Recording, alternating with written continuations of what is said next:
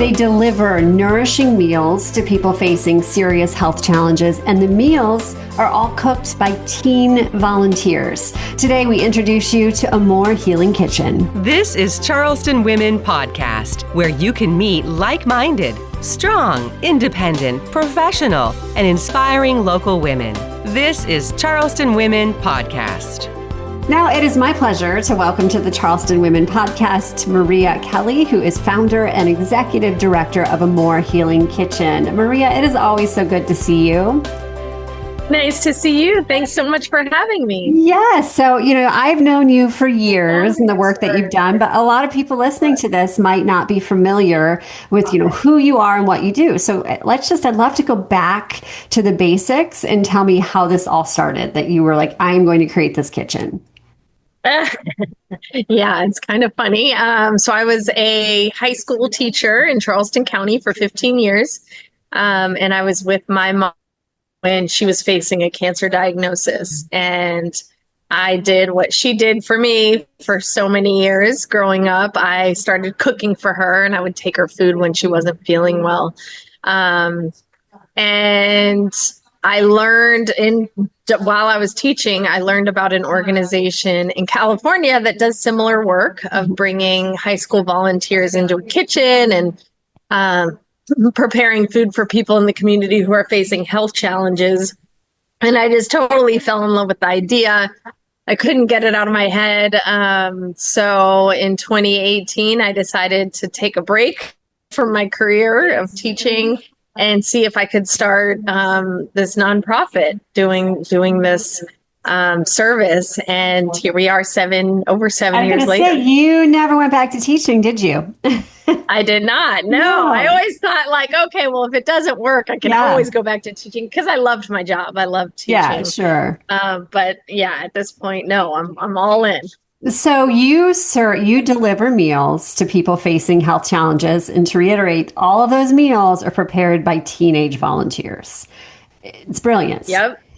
So how you see this great idea, what was step one? How did you get things off the ground?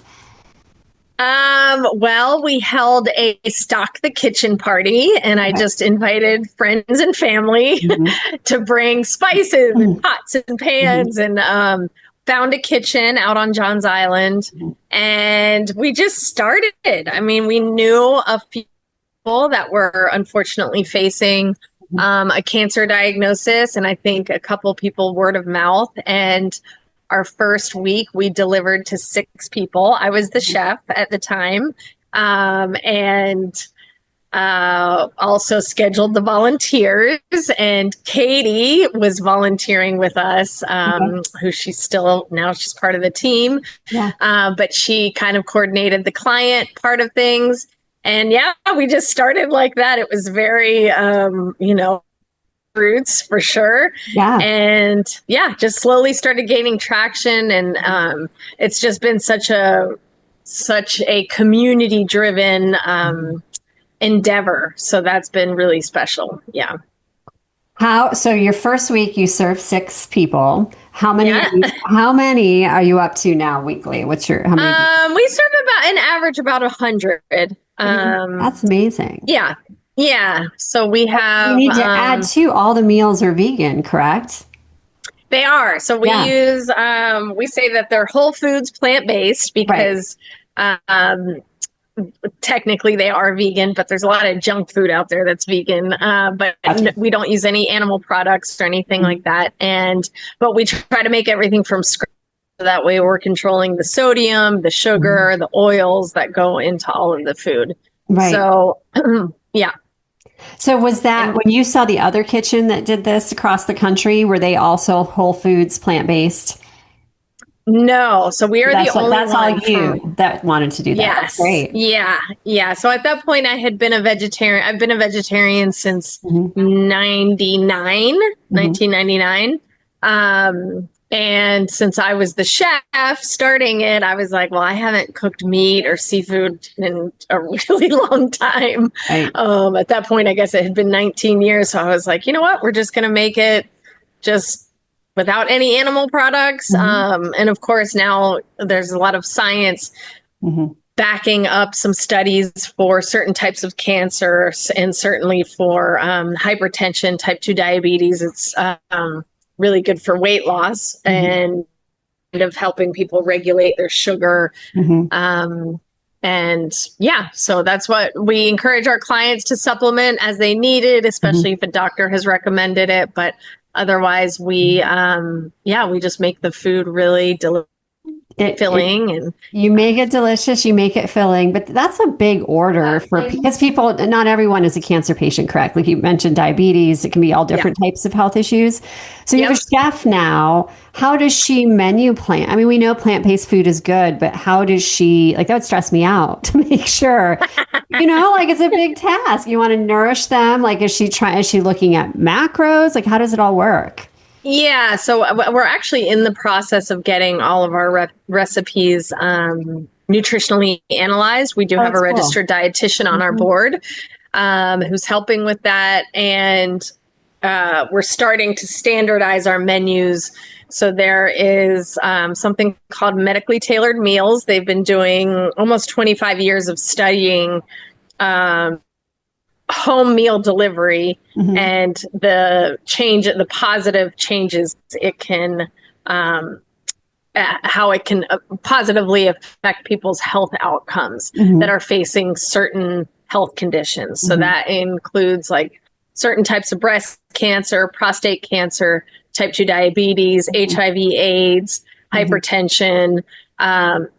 So we're starting to move into that model. So we are getting all of our recipes nutritionally analyzed. So she just really plans it. We also have the component where we use seasonal, locally sourced produce. So that's kind of a big part of our model, is being part of the local food system. The produce that's picked, it was picked this morning and it got brought to our kitchen today.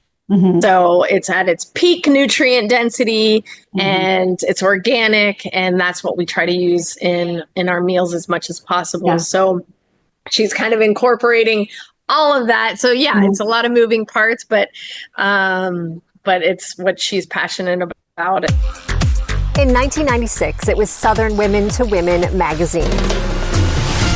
Now it's Charleston Women magazine.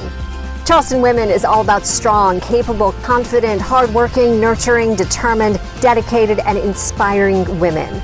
Our readers are business owners, entrepreneurs, mothers, sisters, wives, and grandmothers. Pick up your copy of Charleston Women magazine at Charleston area Harris Teeters and Food Lions. Charleston Women magazine. We are Charleston Women. You're listening to the Charleston Women Podcast. Now let's talk about these teenage volunteers. My daughters have volunteered with you. Bella, my stepdaughter especially, has been with you for several years. She loves it. From a mom perspective, we love that the children are volunteering and doing something good. We also love that they're learning to cook. So thank you for that.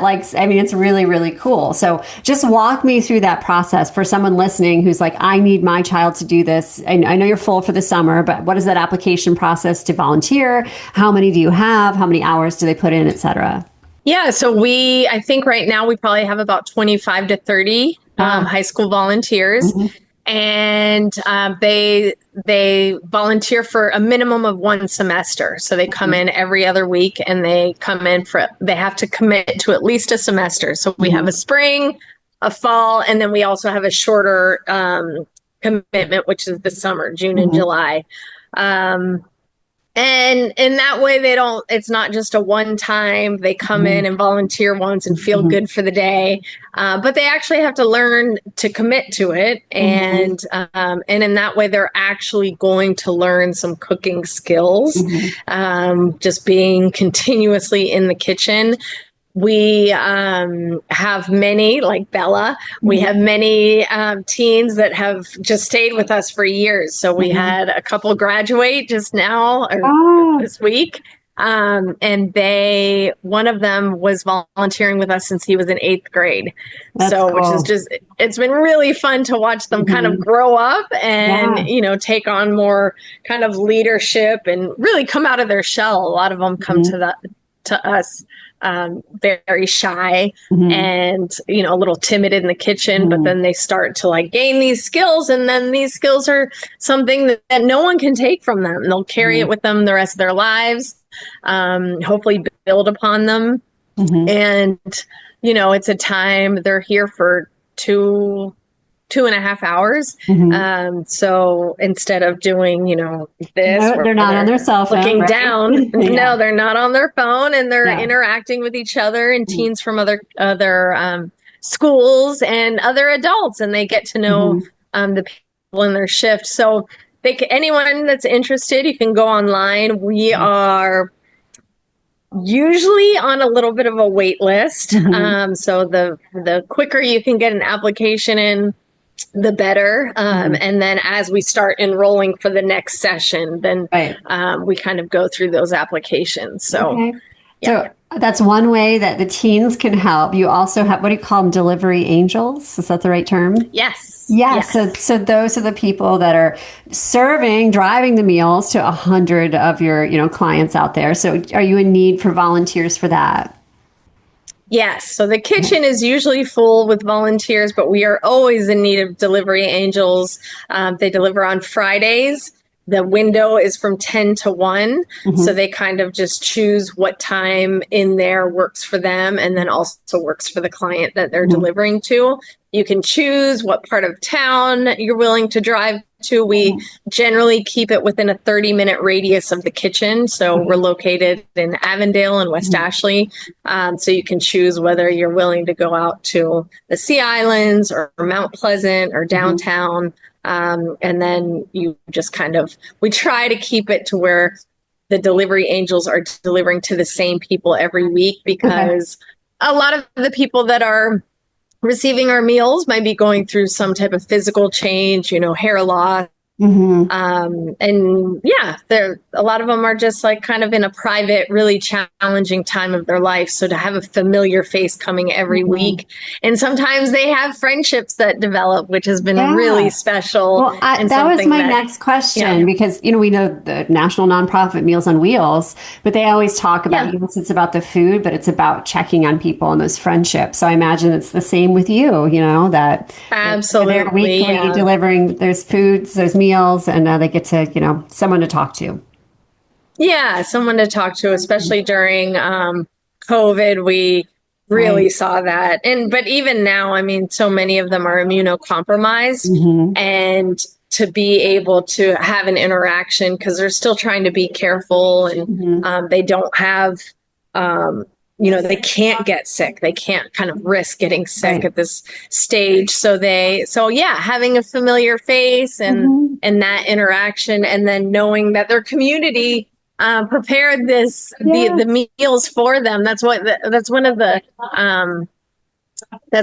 the kind of comments we get all the time from the clients, because they also get a fresh bouquet of flowers with each delivery, and they say that they feel the love in the food. And I think to be, feel supported during probably one of the most times in your life, it also helps kind of your emotional state, which has an impact on our immune system. So you really have to take all of that into account. If we're serving a family, it might be that the parents are still trying to work, facing some sort of diagnosis, and, still trying to be there for the kids. And it's just a lot. So I think helping to kind of lower the stress levels of the household is really important as well. Yeah, and that brings up a good point. So it's delivered Fridays. Or do they get a full week of meals? Like, how many meals are you dropping off?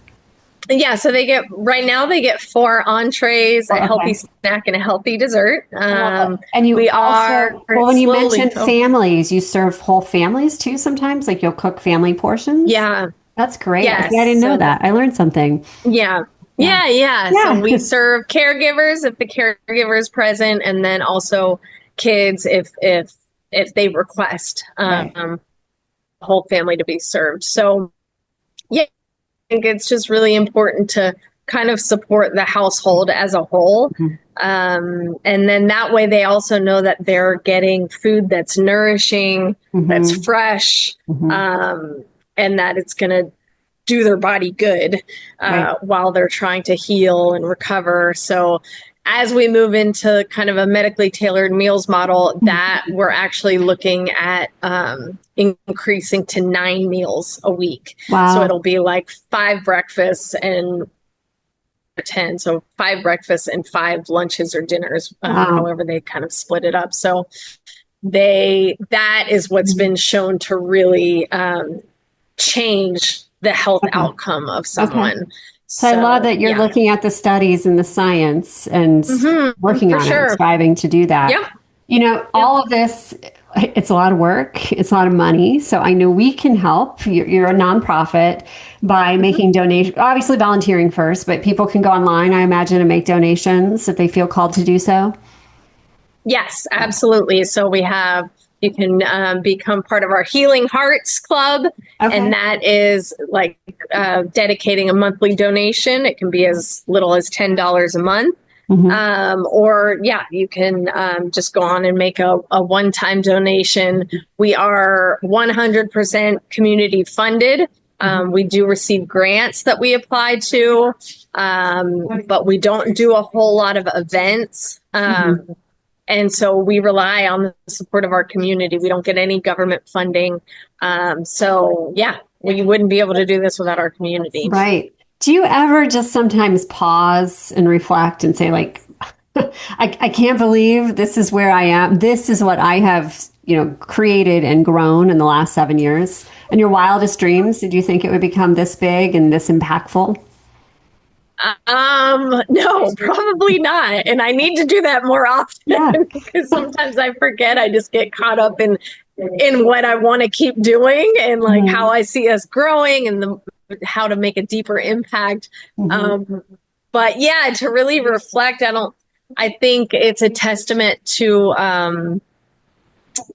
of the fact that we all have a purpose, and we're all put here for a very unique purpose. And some people know, in high school, what they want to do, and they're like born for that role. And I just was never like that. I kind of like, bounced around a lot, and I love teaching. But I think when we're called to do something, it's scary, but if it's in service, you're always going to win. It's always going to be supported. I think what I've tried to do is just stay humble and remember that this is all in the heart of service and love. And it's all going to be good. Hence AMOR Healing Kitchen. That's right. That's right. You didn't catch that at the beginning of the podcast. That's right. All about the AMOR. I love that. Before we go, I love asking, busy professionals like you, how you start your day. I find it fascinating. I think what we do sometimes we wake up. So are you at home, eating all the nourishing foods? Is that how you kick off? Do you cook for yourself at home? I'm so curious. Oh yeah. Love to cook. Okay. It's the kitchen is my happy place for sure. Yeah. But I do not start my day like that. I start my day with coffee and sitting on my back porch and feeding the birds. And then I kind of move into, I have a gratitude practice I started a couple years ago. So I do a gratitude journal and then a breathing practice, and then I get some exercise. And then I start my day. Can we sidebar just really quickly? Because it's always something I want to do, the gratitude practice. Like, I'm going to do that. I'm going to write it. I never do. So since there's science behind it. Yes. Tell me. So you've done it and somehow you've managed to stick with it, which is impressive. But what's the science? Like, what is the change that you've seen for yourself by doing that? Well, I'm not going to be able to cite the science because that's not how my brain works, but there is science behind it. Google and my it friend later. who does, that's right. My friend that does follow the science is the one that convinced me. Okay. So I started probably 7 years ago. Wow. But kind of sporadically. And then about 2 or 3 years ago, I started every single day. I miss a day here and there. And yeah, just sit down. I put the date and then I just write anything that comes to my head. Sometimes it's 3 things. Usually it's more than that. And sometimes it's like 2 pages. So it's just a few minutes and it just shifts. It just lays the foundation for your day, because there is always the tendency of our mind is to kind of devolve into like what's not right, what I don't have, what could be better, what I wish would happen. But if you like sit down and really think about how much you have to be thankful for, the most simple things, then you just start your day with appreciation. And then I feel like you're looking for the good things that are happening instead of all the wrong things that are happening, because those are always going to come. Right. But yeah, that practice kind of helps you stay above it and just let things roll off your back and instead be thankful for my healthy body, for my, muscles, for my friends, for the dinner I made last night. I mean, they're the most simple things, but because I'll never forget when my mom was diagnosed. When I found out she was diagnosed, I remember thinking like my whole world was flipped upside down. And all of the problems that I thought I had, all of a sudden were not problems at all. They were just trivial things. And so I think when we really especially as women, we have a tendency to look at our bodies and pick apart all the things that aren't right. But if all of a sudden you lost a limb, you would have thought, wow, my body was really doing great things before that. So I think just constantly remembering how lucky we are for all the little things. And then when life rocks us, it's like, okay, I can handle it because I have all this other stuff that's supporting me and that's going well for me. And so start, Erin. I will. I thank you for that. Yeah, I mean, you've inspired me. So starting tomorrow, you're gonna have to text me and check in and be like, "Are you still doing?" Not with habits. But Maria, it has been so lovely. I always love when I get to hang out with you. So I'm going to say your website is amorhealingkitchen.org. or Facebook and Instagram, AMOR_healing_kitchen. Just search it, give you guys a follow. And, if you want to get your teen on that list, sign up now, right? Join the wait list. And then, or if you'd like to be a delivery angel or make a donation, there's opportunities for that. Is there anything else that you'd like to add that I didn't ask? Oh, I did. We do have a grab and grow program. So if you want to purchase food from us, we have a little shop here in Avondale, or you can go online. You can order ahead of time. So it's called Grab and Grow. You grab food from us and you help us grow. And that allows us to provide our meals free of cost for people in need. So, yeah. I did not know that. Why is Bella not bringing home dinner, Maria? That's what I don't know. Great question. Gonna get on her. Thank you. This has been the Charleston Women Podcast with Maria Kelly of AMOR Healing Kitchen. Thanks for spending time with Charleston Women Podcast. Please like us and follow us on whatever platform you're using to access Charleston Women Podcast.